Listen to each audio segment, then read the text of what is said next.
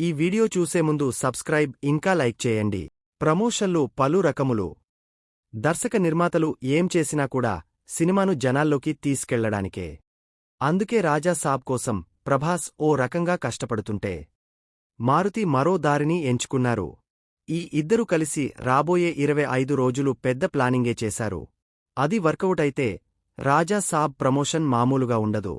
మరి వాళ్లేం చేయబోతున్నారో తెలుసా? రాజా సాబ్ షూటింగ్ అయిపోయింది. పోస్ట్ ప్రొడక్షన్ కూడా చివరి దశకు వచ్చేసింది. ఇక విడుదలవ్వడమే బ్యాలెన్స్.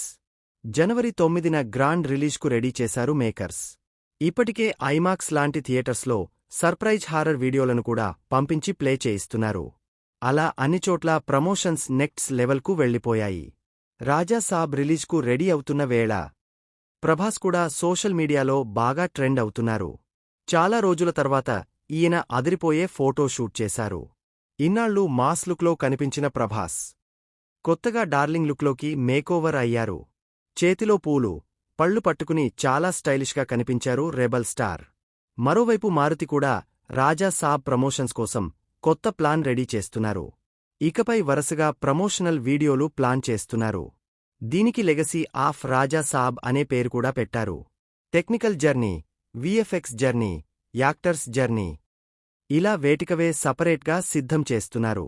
రిలీజ్ వరకు ఈ ప్రమోషన్ కంటిన్యూ అవుతుందన్నారు మారుతి. జనవరి 9న ఈ సినిమా విడుదల కానుంది. అంటే సరిగ్గా నెల రోజులు కూడా లేదు. ఉన్న ఈ రోజుల్ని పర్ఫెక్టుగా ప్లాన్ చేస్తున్నారు మేకర్స్.